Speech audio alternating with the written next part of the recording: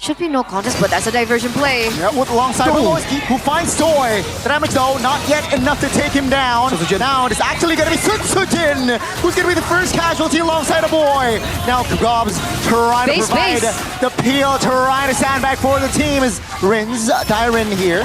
Trying to position and counter engage, that's Gobs. As the jungler of RRQ is still MIA. Makekids receiving a lot of damage. Maloyski loses immortality, but Chidera will be the main casualty. Makekids now is very slow. Beat up Dyren. Toy is on him. And that's a RRQ now. It'll be the Badang.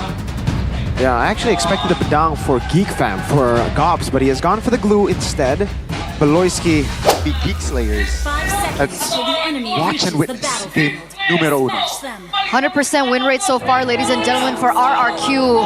And we're thinking if anyone can break that win streak, it should be Geek. Usually Geek takes a while to kind of recharge, not just in the season, but also in the games. But it feels like in Rouen, they're pulling all the arsenals that they got. Already very aggressive early on to Toy, and this is the exact aggression that we're expecting for Beloyski, who's on the Khalid. Yeah. No flicker already for Toy here. Weakness finder, choice for Makekids, Chidera with the QC.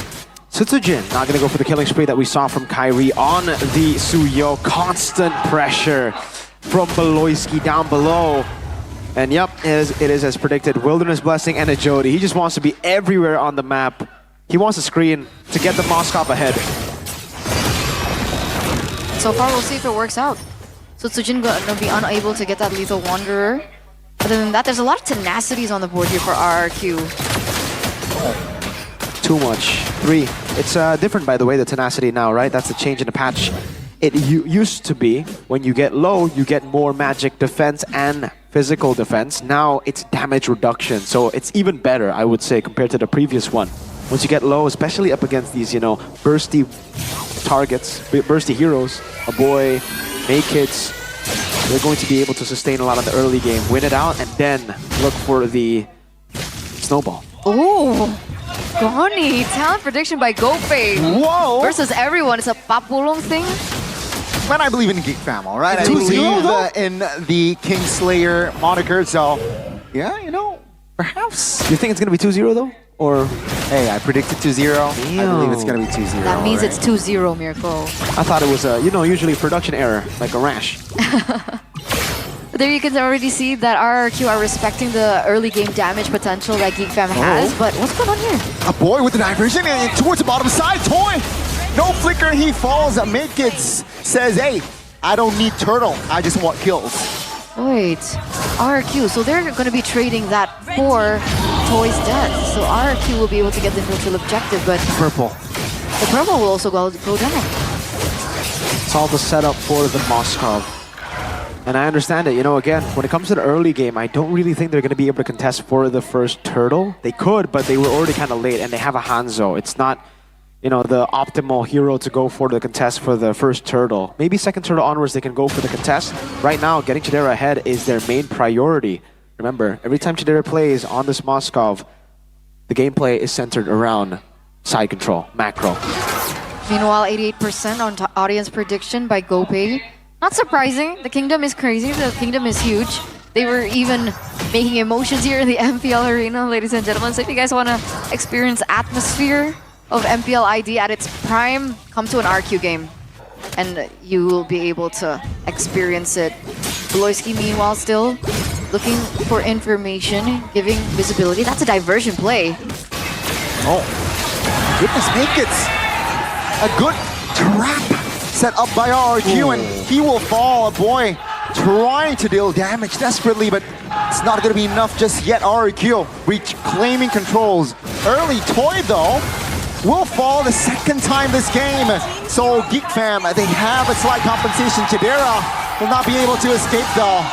RRQ denies the trade. Even Rins with the flicker, aggressive play style shown by the Kings of Kings. Now it's not so much compensation, right? Because initially you'd feel, okay, great, they're able to take down Toy, despite the diversion play made by Rins, but 2 men down, including Chidera, and if they're banking on Chidera as their sole win condition, it's not off to a great start for Geek. Nope, not at all. Early on, that 1-for-1 trade turtle for kill was okay.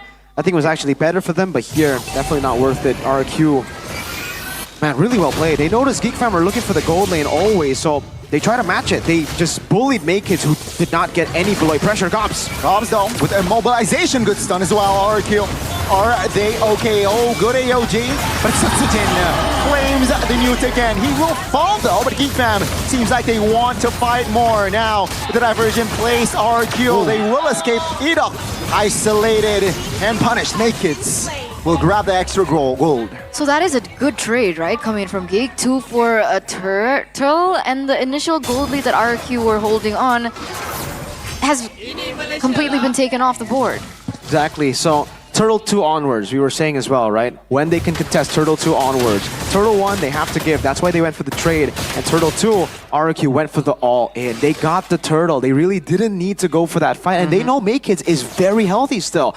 But they decided to take it. So one of the rare miscalculated moments for RRQ here, Dyron. It's a 1v1. Makekids going up against Dyron. It's gonna be Makekids now, untargetable, but it's gonna be Dyron who solo kills Makekids. Oh no, wait, not yet. There you go. Dyron finds his solo, and that is a killing spree to his name. Geek Fam trying to look at the possibilities in the map, but RRQ denying it. That took him long enough though. Almost really bad for RRQ to lose that pressure into the side lane, but despite Geek losing Makekids, he does still have time to come back into the fray before the next turtle spawns. The problem is Sutsujin has a little bit more time over him in terms of that farm. Now diversion play. On towards the bottom side. Chidera is not having a good time this past 3 minutes, and Toy will take the first turret in the game. They have shut Moskov down. Again, through really smart steals from Rin, stealing the diversion away to utilize it as their own. And I gotta give props to this man right here, Mr. Dyron. Wow, 4-0-1. He's carrying RRQ in this game. Truly is. He's around them. He's all over. He's there again, right? I think Gob's trying to put him in his position, but I don't think he can at this point. So Sutsujin already starting the turtle. Beloyski's ready to look for a position. I wonder if our boy's going to do something about this. Makekids with the diversion play. Looking for the steal on towards the new. Gets it. Toy though now will be the main priority of Makekids. Not enough damage just yet though. No casualty. Except for the turtle. Sutsujin didn't use his retribution earlier. Nope. EOG, good flicker. But they will concede the mid turret, not yet. Good defense by Geek Fam. Ooh, SOD does not connect there. And it seems like Makekids might be able to grab a kill. 1 HP. Edok survives barely. He gets away from dispersion. Oh, I thought they were going to get an ambush again, but it's just to reposition. RRQ doing so well to read it out. Hey, it's my goat. XPTR, by the way. Ooh, you're right. Hello. Stephen H. Stephen H. He hasn't aged a single day since I last saw him. And it looks like he's restreaming, ladies and gentlemen. If you guys want to watch from a different viewpoint, you can watch on Stephen Age. He's usually live on YouTube. And is he spicy with his commentary? Depends on the day, you know. I don't think he's that spicy today. I think he's pretty calm, tame. All right. Ooh, AOG, a point on flicker. They realize that and they will punish that. Toy though will be the trade. It's gonna be Makekids now. Dealing damage to multiple members. Chidera taking her to her top lane. Now RRQ, can they restabilize? Can they reposition? Suyo gets out. Gobs is able to distract him. Chidera might be able to take another tower if he's greedy. Looks like he's going for the purple buff instead, but Rins knows what he's up to. Gonna try and stop him, a 1v1. He has a flicker. Wow, oh, the SOD. Will he commit? He will. Good flicker. No, it's not even flicker. Chidera, good calculations to dodge away from the damage. Oh, that was close. My goodness. But it's still a win. It's a big win for Geek Fam. They were able to win a 4v5 while Chidera got turrets. He didn't get the turret in the second tier turret, but still half HP down on that turret means that, you know, got a lot of value on that, and he's gonna constantly be pressuring that lane. RRQ, their way to answer the macro is they're gonna be sending Edok and Toy together up top. But again, this is a temporary solution. There is no permanent solution to the Moskov unless you really pick him off, and that is a a stretch really to say that RRQ can, especially with how Beloyski is playing. The Cho, now the Khalid, same play style. He's just covering the entrance for RRQ to actually get to the Moskov. And RRQ now, they just have to be decisive. They go for the Lord and they have to commit onto it. Dobbs, though, is providing information. Christian play. Is this too greedy? I think it's a little bit too late now. RRQ disengaging top lane. It's going to be their main priority. The shadow of Nakeds will be taken care of. Oh, diversion. Moskov will he sniff this one out. He still has that flicker as Sodi does not land. And Chidera will pin Rins down, but Toy is around and Toy will toy him to death. That's the backup that you can expect from RRQ. Very quick. You can see even Rins really pacing it out when it came to that 1v1. And now we know why. It turns out the backup came up really quick. And now without Chidera, they're going to have to defend this one 4v5. Really good steals. Oh, hey kids. Kids here. Damage is enough to take him down. My kids looking forward to double. Perhaps he will get a Gobsell. Will secure it. 2-for-1 Beloy being the only trade. And they need still to take care of that Lord in the bottom side of the map. Not the best place to initiate a team fight in those tricky areas because a boy will be able to get full value out of it. But all in all, 2-for-1 trade. There's a diversion play though. Tyron, Toy, and Sutsujin is around though. Shadow is taken care of, so it's another reset. RRQ though, they have bucketed 1,000 gold. Remember Chidera when he was up against Onyx, game number 1, when Onyx were able to win the game against Geek Fam, it was when Chidera got shut down. How? Chidera overextending, staying too long in the side lane, and I think that's what we're seeing right now for Chidera. 2 times he's been caught lacking in the side lane for too long. He needs to know when it's the right time to back off. Kids almost went for Rins there. Dyron. Okay, no skirmish, but yeah, he needs to be more clinical with the decision to actually back away. He can't be staying too long, especially because Rins can steal the diversion away. Are they gonna get the turret? No, it's actually make it to the back line. Just poking though. Perhaps trying to bait out a spell or two from the side of RRQ. It's back to just clearing for both teams. Wind of Nature just bought in for RRQ. That should help him stay alive a little bit longer, especially when Nakeds goes in. Okay, back again to the slow game. RRQ, there's no reason for them to keep on shoving the wave, so they will take it as slow as they can to wait for the Lord.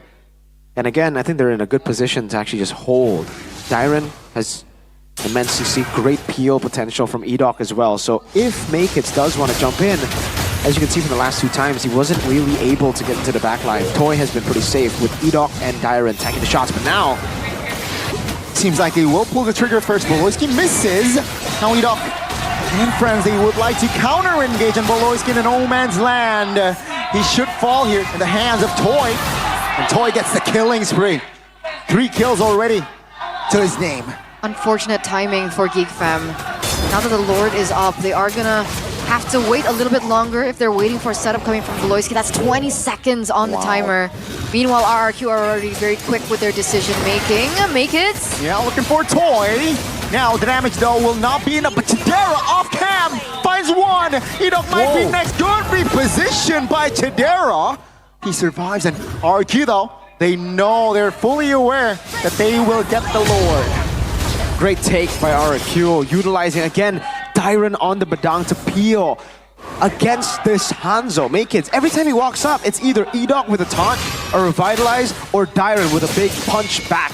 So Makins has never been able to really, again, target the backline. Toy has been safe, despite the dive of the diversion plus the Hanzo. Let's take a look at the items here. Full 3-item power spike for both Makins and Chidera. He's on the way to a Wind of Nature. He's going to be very, very strong in the side lane once he gets that, because, again, most of the threat from RRQ is physical. Only Rins can deal magic damage to actually punish diversion though. Hanzo.